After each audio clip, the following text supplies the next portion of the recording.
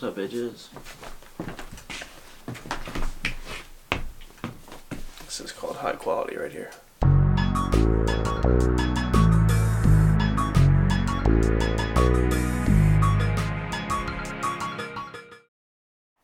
Thank you for choosing Portal. This is the show where we talk about everything in the world of sci-fi, fantasy, and whatever's in between. Alright, my name is Mike. And I'm Matt. And basically, every 2 weeks we try to give you at least a nice rundown of the latest news in either movies, games, books, graphic novels, TV shows, yeah. As well as a couple of old favorites. Exactly. Okay, so our first main topic of the day is going to be Monster Hunter World. Now, one thing that we both discussed about this game is that it's very reminiscent of The Witcher. Yeah. Not in how it looks, which is another thing we talked about, but and how it plays. Yeah, it's similar. I was thinking about it more. Dark Souls is in there too. Exactly. At least in the fighting style. The way the combat works is very Dark Souls-ish. But before we start getting into all the nitpicky things, what we think it is. Yeah. What is the fucking? Yeah. What is the thing? You were basically play the character, and you create your own character, how he looks or she looks. You also have basically a cat person sidekick. They call it a palico. Palico. It's like a child-sized. It's cat. the Daxter to your Jack, basically. Yeah. That's a good way of putting it. I get that. Yeah.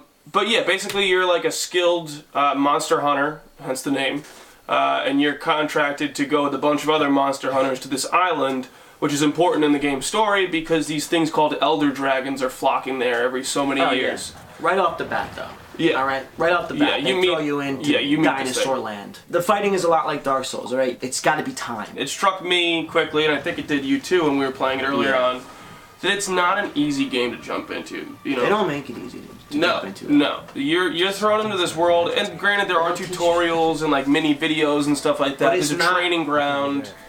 But it is tough to just jump into. It's not at the pace that you want it to be, I guess. I think that's one of the Capcom game. That's one of the things that makes me relate it to Dark Souls in my mind. And there's a steep learning curve. Dude, the game never pauses. The game never pauses. Yeah, you could be in battle and these, what are they called? The Arnoptotords. Yeah, they're still gonna be coming at you. The hoopty-watsies and the hoozuhooses. Yeah, I'm not gonna say I hate the game because I don't believe I hate the game. I just hate the meowdy-meowsters. Oh yeah. There's a lot of palicos in the game. The meowing talking is like... Yeah, Palico's your cat ally buddy. He's not the only one. There's a lot of cat creatures in this game. As you'll see now, there's a cat chef, and he cooks up your meals. Food's very important and very They're over having the a grand top. old fucking time. You don't eat a meal in this game that isn't a feast. Like if you're trying to eat breakfast and it doesn't include a whole turkey, 3 fish. It's synchronized, by the way. Like throw the ham in the dude. It's like this is the happiest breakfast you've ever had. Made by kittens. Made by kittens. Who got God knows these fucking kittens probably chewed it and just regurgitated it. Yeah. What are some of the things about the game that you really like? Right off the bat, I like the scout flies. You're following these like this sprite-ish green stuff. Which it's like a jar of lightning bugs almost. It harkens back to Jak and Daxter for me. At least just in that respect, where it's this green stuff and you're running around. Also.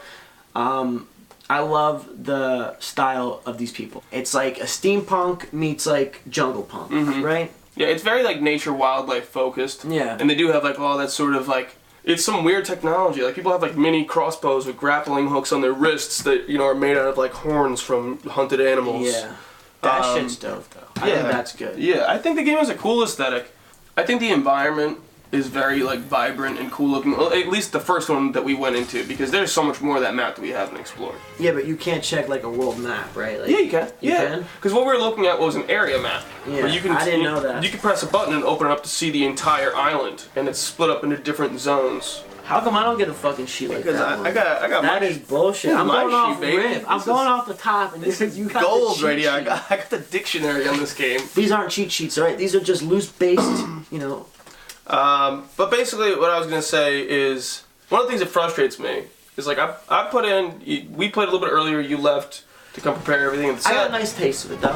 Yeah, it was a nice. But I sat there probably for like 2.5, 3 hours with you. I spent like 45 minutes with it after you left. And while I have a functional knowledge of how to play this game, I also know that there's so much that I have no idea how to do yet. But I think that's a good aspect of the game because they're not blowing their whole load at once. You know what I mean? I get that, and I definitely thought about that too. Keeps you interested. It's just a little bit frustrating because you think like after you spend a couple hours of the game, you're like, okay, until I unlock something completely new that I haven't seen at all yet, I should know how to use everything that I have at my disposal currently. Yeah. Maybe that's just the way the game was. Exactly. I think so. I just think that's that's this game's edge. Yeah. Which is cool. I mean, I don't like it, but it's cool. When you finally get your weapon, it's not like they're just like, oh, here's your weapon, and you get like some shitty thing that you have no choice in, like this is how you have to fight to begin the game. You get to choose. You have a choice of like 25 different sets of weapons. That's sick. So, you know, they're basically like these weird kind of like fantasy guns. Some of them are like single shots, some of them are almost like a chain gun. You have bow and arrows, you have multiple kinds of swords, axes, clubs, so each of them fights a different way and allows you to do different things. And what accompanies each of these different weapons is a star system that allows you to see how easy it is to play the game as a beginner with, which I thought was really helpful. So they're at least not like tempting you to be like, I want that badass looking weapon, you know, and then you get it and you like wasted all your money on it, you have no choice, and now you're getting fucked up by everything that comes and crosses your path. They did a great job of the monsters. The dinosaurs are creepy as fuck. There's that pull of like, wow, like look at this world, you know, like it's crazy. I want to see what else they've created. Yeah, I just like the way they.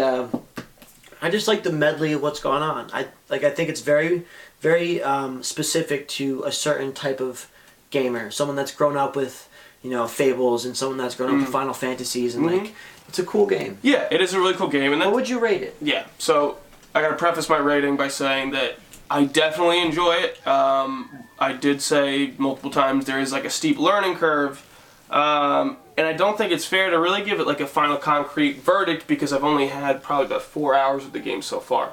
But if I were to be put on the spot right now, I would probably give it a 7.5. I think it's a little bit above average. The things that bother me are that it is a little hard to get into, it's a little bit of a slow start, and there's just, I feel like I should understand more about where things are, how to get to them quickly. You know, I feel like I should be a little bit more in tune with the game's systems by now. Yeah. And that might just be part of its allure, because it's not like I'm going to put it down. As soon as we're done with this, I'm going to go and put another hour or two in, because I really want to get better at this game. But that might be the second date where it's like, yeah, the challenge first one's good as fuck. It's like, but she wouldn't take me home, and now I gotta work for it. But that's like one of those toxic dates though, like the first night, you're like, I think I fucking love her. But that just might be you. Yeah. Definitely not me. I'm giving it 7.5 Calico cat friends out of 10 Calico cat friends. Alright, I'll give it a 5 Calico. Oh, God. Damn it. I'm just trying to be different here.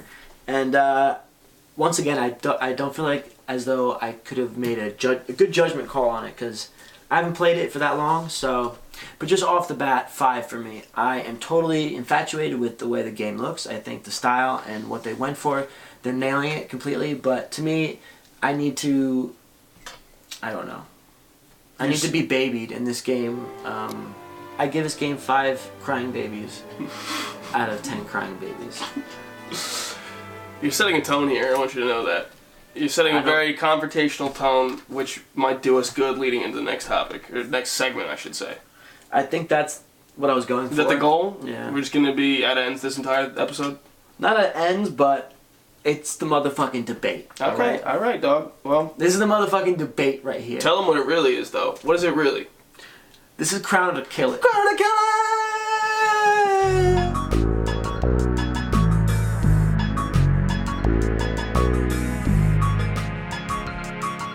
Yeah! Basically, this is Crown or Kill It. It is the segment of the show where we throw a bunch of topics up at each other. Quick looks. They might be a week old. They might be a month old. If they're old, who really gives a fuck? Alright, so first Crown or Kill It today. Wow, I'm hot to get this one off my tongue, because I don't really care about this one. So, Guardians of the Galaxy 3 is delayed. Boo-hoo. Reports indicate that the film will be delayed until 2020. Not that bad. Yeah, you're gonna be a hipster. I'll be a hipster guy. I think that Thor sucked. Generally speaking, I thought it was a disappointment. So in my mind, this really bums me out, because I wanted this to come back sooner rather than later, because it's probably my favorite Marvel, I don't want to say series, or property, I guess is the right word for it. Property's not, I don't know, franchise?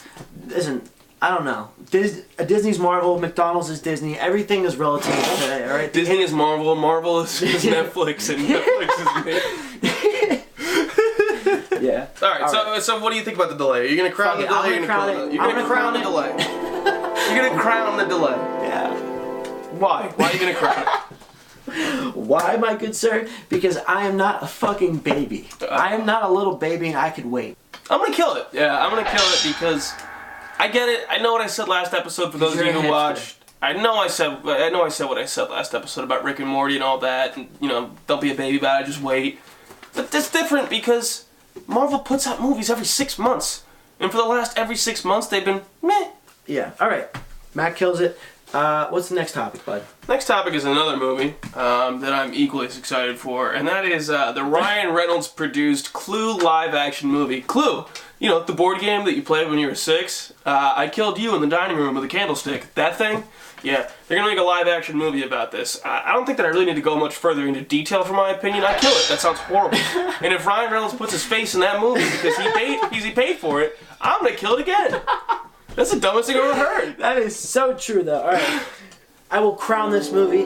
I will crown it because I want to give it a shot. I want to see what they got. All right. You're serious? You're just gonna spend this episode disagreeing with me? I don't even think you know what you're saying. I already had my notes. All right. Yeah. That's cool. That's great. It's probably not gonna take itself too seriously, and it's gonna be funny as fuck. What's the next one? Have you ever wanted to play with trash? Well, now you can. Yeah. It's called Nintendo Labo. And basically you take old pizza boxes and you fold them into houses. No, but you do though. You can make a fishbowl, you can make this guy dance. Here's my thing. If we think about the Kinect and with Xbox, those things get fucking tossed around your house in a week. The commercial always makes it look cool and quirky. And if you see the commercial, like... It does a good job of selling it. Yeah, I'll give it to them. Like, they make it fit the Nintendo mold of, like, we're weird and, like... creative and playful, and it doesn't need to be the most like shiny looking thing. It could be made of cardboard, but it can still be fun because it's Nintendo. The novelty will wear off very quickly with this. Soon. For this, I'm gonna kill it up and down. All right, the commercial makes it look like it's achievable, but I'm telling you, the people that buy this shit are going to be so disappointed. It's inevitably gonna fail. And for the first time on this episode so far, I'm gonna agree with you, and I will also kill it because. Good luck, Nintendo. You finally did something right, and you made the Switch, and people seem to really love it. I kind of want to get one myself. But this is their thing, though. They're trying to be different. But this is a dumb idea. I'm going to kill it, but I respect the idea, at least. I think... I'll bring this up in the next topic, because I think you're going to not say the same thing you should. Alright. What, Scribblenauts? Yeah, doing something different, right? So Scribblenauts, for those of you who don't know, it's basically a game that came out years ago, well I guess a franchise that started years ago, in which you play a cartoony little character with a red hat, and you use the English language to create things in the game's environment that help you solve problems, or puzzles, or you know whatever comes across your character's way. You know that your character needs to get across this river to the other side, so you type in big bridge, and then a big bridge pops up, and you put it into place, and you go across. Now, a new version has been created for the Switch in which it's called Scribblenauts Showdown, so it adds this new versus mode to the same old core of the game. I think it's pretty cool. I think it's pretty inventive. I played the old versions. I think that you, however, have a different opinion. Can you type in big booty bitches? I think that big booty would just probably create like a big treasure chest. I don't think bitches would work. Big booty bitches is what I need from this game. If you can type in... this game is fucking cheeks. Wow. This game is cheeks. Wow. Wow. This game is fucking ass. Jesus Christ, I can't believe you just said that. I can't believe you just said that. I'm gonna kill that shit. I'm gonna crown it. Furthering is fucking rivalry today. It's cool, it's inventive, but that shit is cheeks. Whatever, dude, the war is over. Because the next topic, I am sure we will agree. Yeah, finally. The next topic is called Ape Out. This game is fucking sick, my guy. Harambe's Revenge has made it. I was nervous at first because of its lack of detail and, I don't know, everything. But the drums, I think, is awesome. Every single hit, every single gunshot, every single punch you make is punctuated by a drum hit or a cymbal crash or a kick drum. It is satisfying. Yeah. You're breaking out of a cage. Breaking out of a cage, alright? And these humans. They're trying to capture you, they have flamethrowers. You squash them like grapes. Yeah. You can rip a door off with a handle, use as a shield as they're firing, and then just throw the shield at them at the door and just splatter them. Everything is percussive, both like in the fact that you're punching everything to death and that there is a drum beat to the entire game. Giving it a crown, alright? This game is going to be good. I'm telling you it's going to be good. I hope that they bring enough to the table where they can change it up every once in a while. For all the aforementioned reasons, I'm also going to crown it. I will buy this game. I will give them my money. Moving forward into the next stylized, super cool looking indie game. I know you got a special place in your heart for this one. You don't want to lead this one? I'll lead it, yeah. Yeah, you lead this one. Guys, The Last Night. This video game is a cyberpunk, story-driven game in a world where humans have a life of leisure.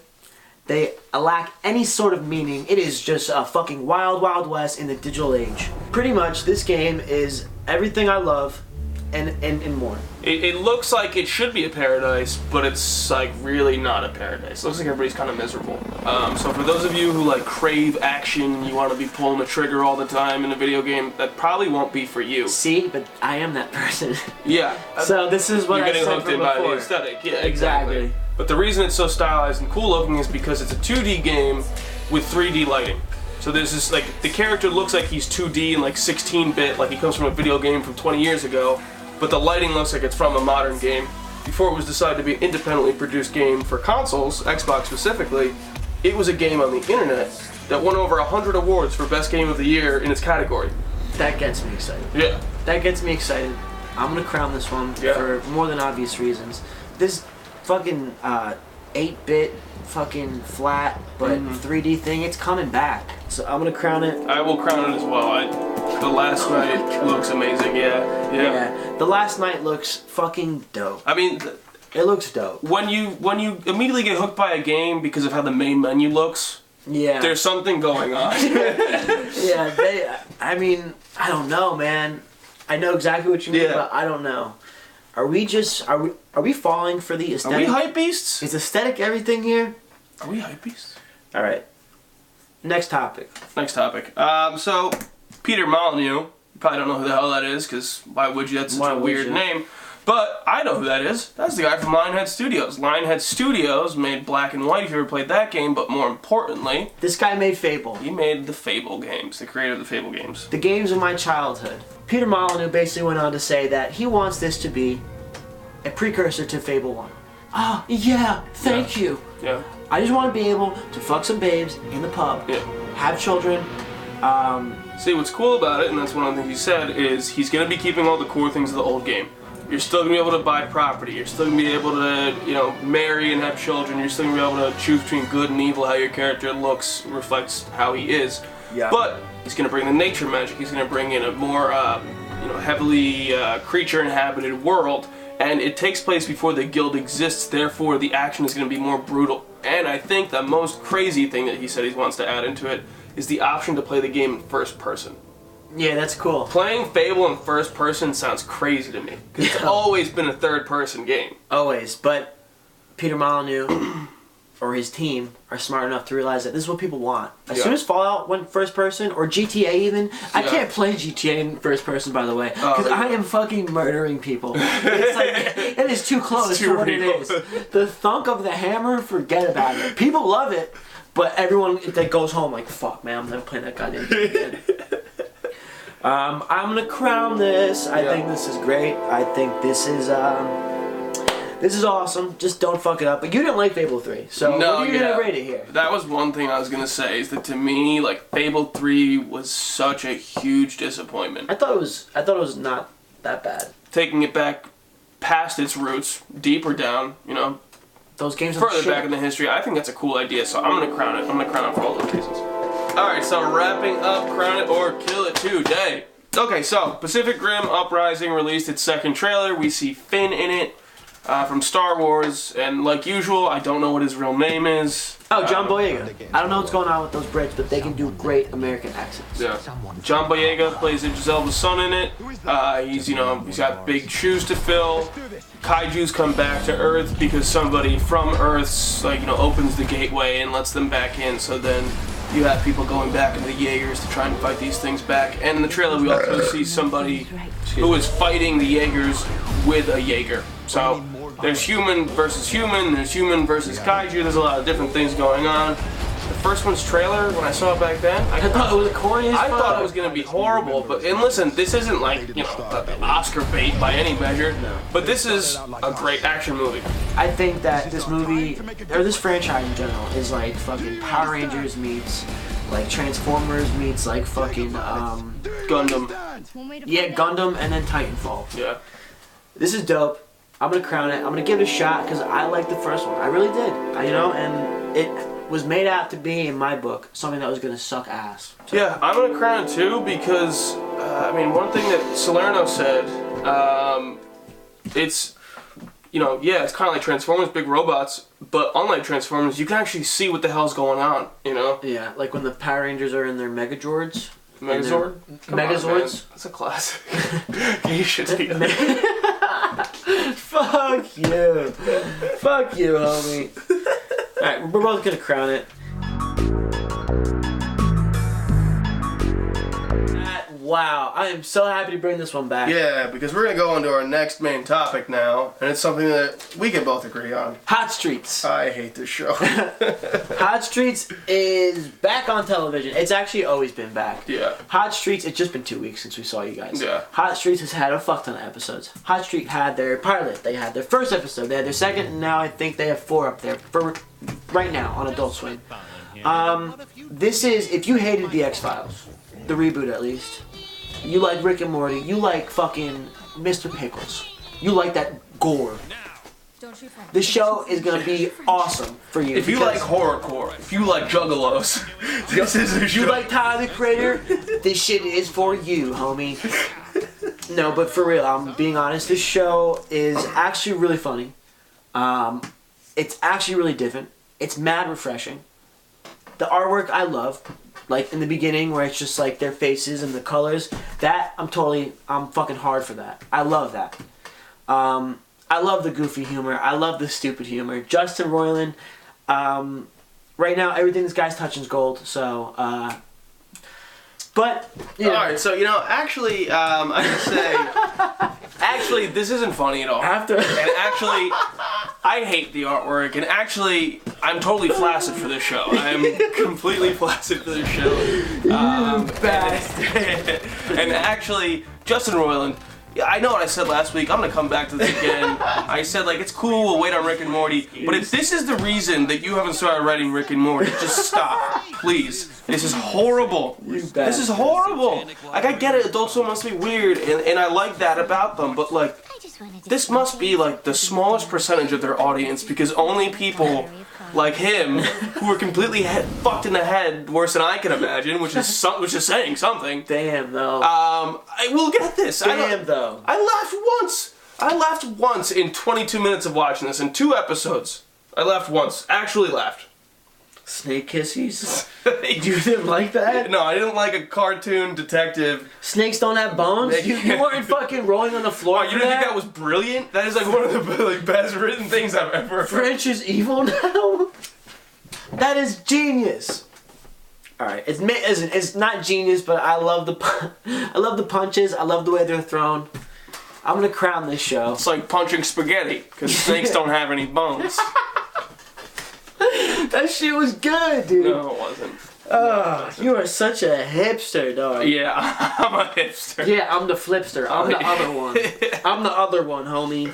Back off. I don't get it. What is so appealing about the show to you? It's funny. It's funny as fuck. And it's not trying hard to be funny. This game, it's memes, bro. It's memes, in a way. But a lot of stuff it goes unexplained, alright? It's not a show that you really need to think about too much. And that's I don't think they thought about it too much. I don't think they put any thought into it. Fuck you, dude. They did, bro. What do you think? How much do you think Justin Roiland gets paid for grunting out dog noises as a satanic dog? Whatever Courage the Cowardly Dog got paid. What was it? Murder dust? Murder dust. Murder powder. Murder powder. We only watched up to the second episode. It's like purple cocaine. Yeah, murder powder. It's red. It's really good. I have a kilo under the table right now. Jessica, stop biting my dick. Let's not keep that in there. We'll cut that out. Yeah, cut that out. Don't you fucking dare think about it. I hate this. I don't know. I think Did I make myself clear? I think Matt is evil now. I think Matt is evil now. I love this show. Let's stop talking about it. Guys, thank you for sticking with us. If you have. Let's clap it up for sticking with us. Let's clap it up for sticking with us. Thanks, guys. You guys are great. You guys are great. No, but really, we do have 2 fans because they'll be getting those. But everybody else... 2 people emailed us. Yeah. 2 fucking people emailed us, and that is all right. It's fine. Yeah, it's great. It's even better that they're going to be getting damaged goods now, actually, because I don't have to worry about packaging it very well. Alright guys, so this segment is called The Weekly Wormhole. I would do my usual, Weekly Wormhole!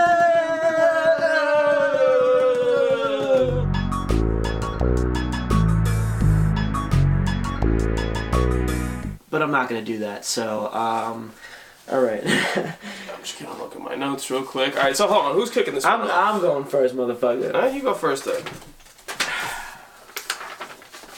Guys, this segment's called The Weekly Wormhole, where we are... Guys, this segment's called The Weekly Wormhole, where Matt and I showcase something that is both near and dear to us. Alright? Something that we like. It could be a movie, it could be a book, it could be a video game. But it's got to be old. But it's got to be a little old. And it's even better if you probably haven't heard of it. Yeah. That's like the best, that's the whole point of this segment, is that you probably haven't heard of it. If you heard of Matt's, I mean, if you haven't heard of Matt's, I feel like you're living under a fucking rock. Yeah, I would assume But this movie, I'm probably sure you haven't, unless you're a fucking hipster like me. This movie's called The Lobster. Now, this movie is by Yorgos Lanthimos. This guy directed, and I think wrote one of my favorite foreign films ever, Dogtooth. Check it out. Basically, this is set either in the words of our beautiful... forefathers. Alyssa Bardem, no. Close. Close. Alyssa Bardem, in an interview for the movie, she said that this movie could be 4 months in the future or 400 years in the future. And that is awesome. It is starring Colin Farrell and my girl Rachel Weisz, and of course, the always and beloved Jessica Bardem. Did I say Alyssa before? You did, because you got it mixed up with... Oh my god. Yeah. Jessica Bardem. David is dumped by his wife. David's dumped hard by his fucking wife. The society that David lives in is that single people, they have to do a 45 days in a mysterious hotel to find true love. Or else, you are changed into the animal of your choice. Who's leading this this system? The government, because there is a scene where the cop is asking this woman, "Where's your husband? Where's your certificate? Why can't I see?" So like these people, they have to have spouses. Is there like a lack of like people? Are they trying to force people to procreate? That's a beautiful thing. They don't tell you. Okay. All right. So these single people, they are thrown into this mysterious hotel, stripped of all their belongings. John C. Reilly's in this. He plays a fucking hilarious Lisper person. John C. Reilly? John C. Reilly. John C. Reilly? Wow. In the hotel, you are banned to masturbate. They find out if you do, always. But you are awarded sexual stimulation by a maid. She comes to your room and like fucking just rubs her fucking Is this a porno starring John C. Reilly? No, it doesn't happen to him. So this movie it just shows what happens when this guy David is just saying fuck it to the system. Because fuck it. And he's forced in there in the beginning. Forced in there because his wife dumped him. Like the wife called the cops and shit, I think. Or that's what happened. Like, but the wife doesn't go in? Cops, no, because she found a more suitable spouse. So if you cheat on your spouse and you immediately go to that replacement spouse, basically. They don't make it that cut and dry, but I'm saying David was the one that got dumped on, and she's like, they're gonna be coming soon. Like in the very first fucking. That's what I'm saying. So it's not even that they hold like the sanctity of marriage in high regard. They just hold two people together procreating in high regard. The hotel it promotes love. You are awarded if you if you have sex. Like you get a house, and if you have even more trouble, you get a child. Like they give you a child. So very very weird, but that is what gives it. Like this movie is so strange. But what would you think the moral of the story is? Marriage as a legal thing, and maybe even a God thing. It's not that fucking important. I was surprised that this wasn't based off a book. I thought that this would 100% be based off a book. I would love the fuck out of this book. But it is a cold, bleak, and just dripping wet and rainy fucking take at the future. And I love it. I love it dearly. Guys, check it out, please. It is The Lobster by Yorgos Lanthimos. If you love that so much, check out Dogtooth. It's a Greek film that he made. and directed. It is along the same lines of 1984, just weird, just... And from what you've told me, Dogtooth is sort of like those kids that just got rescued from their crazy parents' house that got taken to Disney. It is exactly like that. It's just like that. So weird. Which is really messed up. And that movie is better than this movie. So, alright, Matt... the fuck's your weekly wormhole, dog? Diablo 3. This came out back in 2012 originally for the Xbox 360 and PS3 and PC.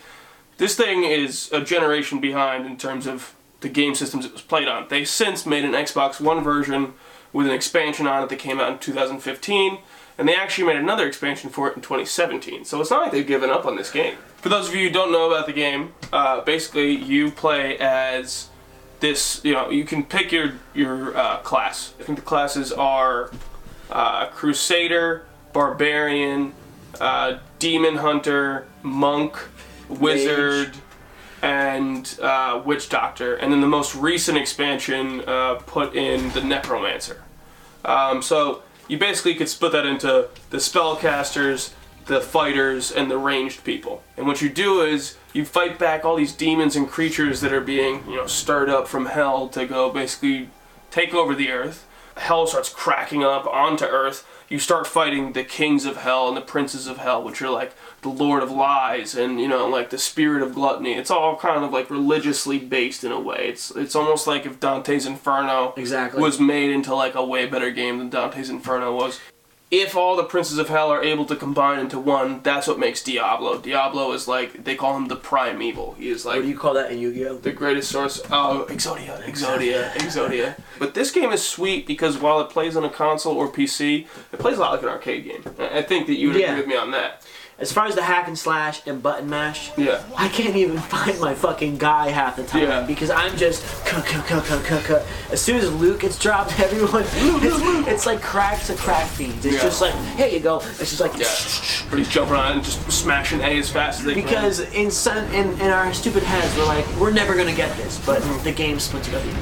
It's the perfect co-op game. Co-op couch game, like up to 4 people. This game, and it's one screen, by the way, which is gorgeous. Yeah. And let's say you beat the game, you can just replay it again. At 16 different difficulties. Yes, this game is more than that. More than that even. This game features New Game Plus, and you can keep on upping the difficulty into levels where like, it becomes like Dark Souls for arcades. Like you said, the best way to play this game. Couch co-op. With friends, yeah. Couch co-op. You can get up to 4 people on one screen. And I think that at times it does a good job of not taking itself seriously. Because if you listen to your character's dialogue, it's the most like corny. Exactly. I could write it in 2 Not seconds. enough arcane power.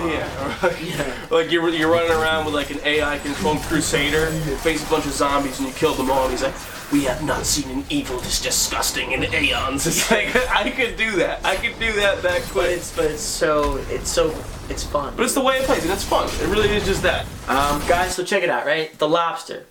Diablo 3, baby. Yeah. Don't watch The Lobster with your significant other. I feel like that would be a very, very weird watch. Don't watch it with your girlfriend or your wife. Don't watch it with your RuneScape girlfriend. It is horrible. By the way, I'm still talking to my RuneScape girlfriend. Are you? Yeah. How's she doing? She's good. Yeah? Yeah. You guys like, what do you got, like, go on, like, chat roulette dates? We Skype a bunch. Yeah. I just don't want to talk about it. You get choked up?